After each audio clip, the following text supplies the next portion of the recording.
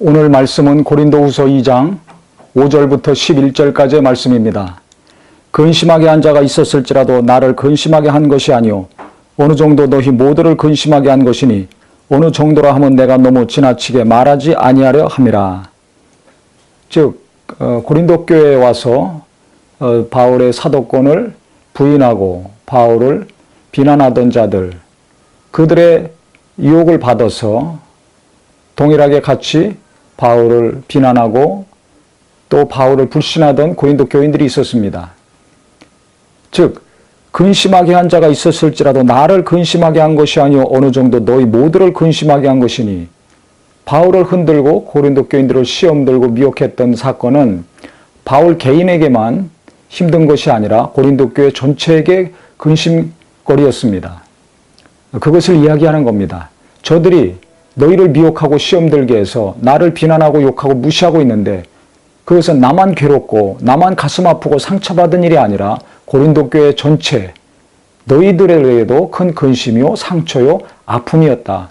즉 개인의 자존심이 상하고 명예가 실추가 되고 자기 자신의 공로가 부인되는 것에 분개하고 상처받고 괴로워만 한 것이 아니라 고린도 교인들이 또 고통받는 것에 있어서 바울은 아픔이 있었습니다.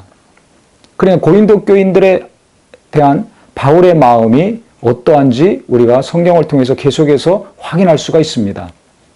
교회 안에서 이와 같이 자기를 대적하고 비난하고 무시하는 자들에 대해서 개인적으로 겪는 목회자의 고통과 아픔이 있습니다. 하지만 그것과 동시에 사도 바울과 같이 교인들은 향한 그 마음, 그들을 긍휼히 여기고 그들이 아파하고 괴로워하는 것을 느낄 수 있는 귀한 심령이 되기를 예수 이름으로 축원합니다. 이기적인 목회자, 교만한 사람이라면 자기가 당하는 것만, 자기가 부인당하고 무시당하고 비난받는 것 때문에 괴로워하고 분노하고 가슴 아파하고 그것을 어떻게 대적해야 될 것인가, 어떻게 물리쳐야 될 것인가, 이것만 골똘히 고민할 것입니다. 그런데 진실한 목회자, 참 목자라면 자기 개인적인 고통과 아픔과 또 교인들이 겪는, 자기가 잘못해서 교인들이 어려움을 겪든지 아니면 교만한 무리들 때문에 시험 들어서 교인들이 고통을 당하든지 그 교인들의 고통과 아픔을 같이 느끼고 아파하는 자가 참 목자일 것입니다. 바울은 그와 같은 사람이었습니다. 그래서 그가 고린도 후서를 기록하기 이전에 2장 4절에 있는 것처럼 내가 마음에 큰 눌림과 걱정이 있어 많은 눈물로 너희에게 썼노니, 여러 가지 이 어려운 상황에서 바울은 큰 눌림과 걱정이 있었습니다. 고린도 교인들을 사랑했기 때문에 자기가 전도하고 개척해서 세웠던 그 교인들이 시험 들지 않고 계속해서 귀한 믿음을 지속해야 되는 것 때문에 큰 눌림과 걱정이 있었습니다. 그래서 눈물로 너희에게 썼노니 그랬죠. 이는 너희로 근심하게 하려 한 것이 아니오 오직 내가 너희를 향하여 넘치는 사랑이 있음을 너희로 알게 하려 함이라. 즉 내가 얼마나 너희를 사랑하는지, 너희 중에는 나를 비난하고 무시하고 외부에서 들어온 사람들의 말을 듣고 나를 정말 욕하는 자들도 있지만은 내가 너희들을 사랑한다. 처음에 너희들을 사랑했던 것 같이 지금도 사랑한다. 사랑하는 마음이 있기 때문에 눈물로 편지를 쓴 거 아닙니까? 사랑하는 마음이 없다면 분노로 정죄하고 치리를 했겠죠. 대적을 했겠죠. 하지만 고린도 교인들을 향한 바울의 마음은 사랑이었습니다. 외부에서 들어온 바울을 비난하고 고린도 교인들을 시험든 자들에 대해서는 후에 보면 무섭게 엄중히 경고하고 대적하지만은 자기가 전도하고 양육하고 정말 교회에 든든히 세워갔던 그 일꾼들에 대해서, 성도들에 대해서는 한량없는 주님의 마음이 있었습니다. 그래서 5절에 보면 그 근심과 고통과 아픔은 나만 겪는 것이 아니라 너희 모두, 고린도 교회 모두도 겪는 것이다. 그런데 6절부터 보면 이러한 사람은 많은 사람에게서 벌받는 것이 마땅하도다.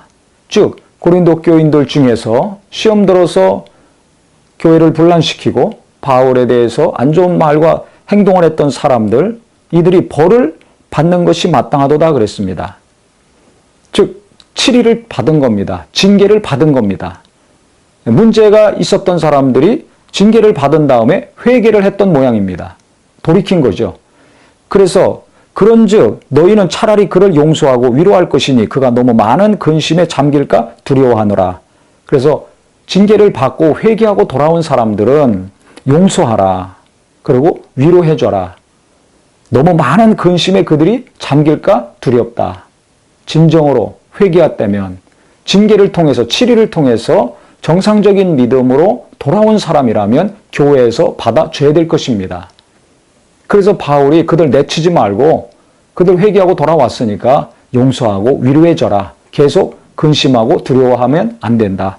하면서 그러므로 너희를 권하노니 사랑을 그들에게 나타내라. 너희가 범사에 순종하는지 그 증거를 알고자 하여 내가 이것을 너희에게 썼노라. 너희가 무슨 일이든지 누구를 용서하면 나도 그리하고 내가 만일 용서한 일이 있으면 용서한 그것은 너희를 위하여 그리스도 안에서 한 것이니 이는 우리로 사탄에게 속지 않게 하려 함이라. 우리는 그 계책을 알지 못하는 바가 아니로라. 용서하고 용납하고 위로해주고 사랑하라고 근문하고 있습니다. 나도 그들을 사랑했으니까 나를 대적하고 비난하고 욕했던 무시했던 그들 회개했을 때 나도 사랑했으니까 너희들도 용납하고 사랑해라. 다시 하나가 되라는 것입니다. 만약에 회개하고 돌아온 자들을 자기들의 잘못을 인정하고 돌아온 자들을 받아들이지 않는 것, 용서하고 하나 되지 않는 행위는 사단적인 행위다. 그래서 사단에게 속지 말아야 된다. 원수는 어쨌든지 시험 들게 하고 이간질시켜서 둘로 쪼개는 일 하는 거 아닙니까? 하나님과 우리와의 관계를 이간질시키고 목회자와 성도들과의 관계를 이간질시키고 사랑하는 자들과의 관계를 이간질시키는 이 사단의 계책에 우리가 속아 넘어가면 안 된다. 그래서 회개하지 않은 사람은 안 되지만은 교회 징계와 치리를 통해서 회개하고 돌아온 자는 우리가 받아주고 위로하고 함께 해야 될 것입니다. 그래서 교회 크고 작은 많은 갈등이 있을 때 징계를 할 수밖에 없겠지만은 징계를 통해서 회개하고 겸손히 하나님 뜻대로 돌아오는 모든 분들에게는 우리가 직분에 관계없이 경중에 관계없이 진실한 회개자는 용서하고 화합해야 될 것입니다. 그래서 그 각각의 교회마다 단체마다 가정마다 어떤 일이 있든지 간에 정말 회개하고 돌이킴으로 겸손하게 진실하게 돌이킴으로 하나님께서 하나 되게 하시는 거룩한 기쁨의 역사가 모든 성도님들과 각각의 교회마다 있기를 예수 이름으로 축원합니다.